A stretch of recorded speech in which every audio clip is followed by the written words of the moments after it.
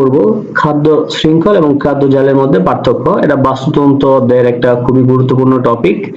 তো শুরুতে আমরা প্রথম বিষয়টা দেখেছি খাদ্য শৃঙ্খল, যেটাকে ইংলিশে বলা হয় ফুড চেইন, এবং খাদ্য জাল ইংলিশে বলা হয় ফুড ওয়েব। আচ্ছা, তো প্রথম যে বিষয়টা দেখতেছি আমরা যে খাদ্য শৃঙ্খল কাকে বলে, সংজ্ঞাটা দেওয়া আছে, দুইটা সংজ্ঞা দুই পাশে খুব সুন্দরভাবে দিয়ে দিচ্ছে, তোমরা যে যেখান থেকে শিখো সেখান থেকে দিয়ে দিবে।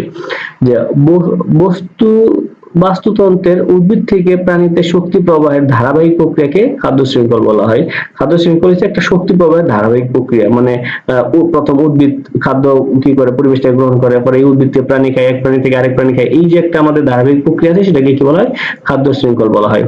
আর খাদ্য জাল কাকে বলে, বাস্তুতন্ত্রে একাধিক খাদ্য শৃঙ্খল একত্রিত হয়ে একটা জালের মতো গঠন করে একে খাদ্য জাল বলে। এইরকম একাধিক খাদ্য শৃঙ্খলকে মিলিত হয়ে একটা জালের মতো কাঠামো গঠন করে সেটাকে আমরা কি বলতেছি, খাদ্য জাল বলতেছি। একটা পরিবেশে একাধিক খাদ্য শৃঙ্খল থাকতে পারে, একটা পরিবেশের মধ্যে কি থাকতে পারে, একাধিক থাকতে পারে। দেখো, একটি খাদ্য জালে একাধিক খাদ্য শৃঙ্খল থাকে। একটা খাদ্য জালের মধ্যে তুমি চিন্তা করো, সেখানে সবসময় দেখবা একাধিক খাদ্য শৃঙ্খল থাকে, একটা না।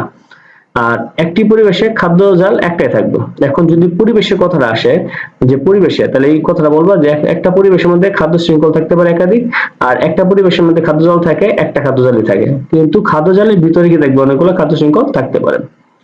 এখন শুরুর প্রক্রিয়া কে থেকে শুরু হয়, সবুজ উদ্ভিদ খাদ্য শৃঙ্খলের শুরু। সবুজ উদ্ভিদ থেকে সবসময় কি খাদ্য শৃঙ্খল শুরু হয়। আর খাদ্য জালের কি শুরু কোনো নির্দিষ্ট নাই, মানে কোন জায়গা থেকে শুরু হয়েছে কোনো নির্দিষ্ট নাই। খাদ্য শৃঙ্খল বিষয়টা কি হয়, ক্ষুদ্র প্রক্রিয়া। এটা কি ধরনের প্রক্রিয়া, ক্ষুদ্র প্রক্রিয়া। আর খাদ্য জাল একটা কি বৃহৎ প্রক্রিয়া, খুব বড় ধরনের প্রক্রিয়া। এরপরে যদি আমরা যাই, খাদ্য শৃঙ্খলের প্রত্যেক উপাদানই খাদ্য জালের অন্তর্ভুক্ত। মানে এই যে খাদ্য শৃঙ্খলা আছে, প্রত্যেকটা উপাদানই কিসে অন্তর্গত, খাদ্য জালের ভিতরে অন্তর্গত। আর খাদ্য জালের উপাদানগুলো বিভিন্ন খাদ্য শৃঙ্খলা বিস্তৃত থাকে। তো খাদ্য জালের যে উপাদানগুলো আছে এইগুলো তুমি কিভাবে বিভিন্ন খাদ্য শৃঙ্খলের মধ্যে পাবা।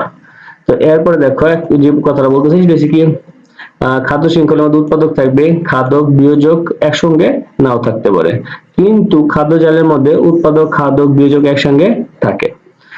খাদ্য শৃঙ্খল পরিবেশের ক্ষুদ্র একক, মানে খুবই ক্ষুদ্রতম একটা অংশ। আর খাদ্য জাল অপেক্ষা কি ধরনের হয়, বড় ধরনের হয়। খাদ্য শৃঙ্খল কয় ধরনের, দুই ধরনের, কোন কোন বই আবার তিন ধরনের কথা উল্লেখ করা আছে, যে পরভোজী বা কি আছে মৃতজীবী, আর এর কোনো কি হয় না, নির্দিষ্ট কোনো প্রকারভেদ নেই। তো এখন আমাদের খাদ্য শৃঙ্খল এবং খাদ্য জালের যে পার্থক্য আমরা পড়লাম, এটা খুবই ইম্পর্টেন্ট এবং কিছু আনকমন টাইপ, তোমরা এটা খুব সুন্দর করে পড়ে নিবে।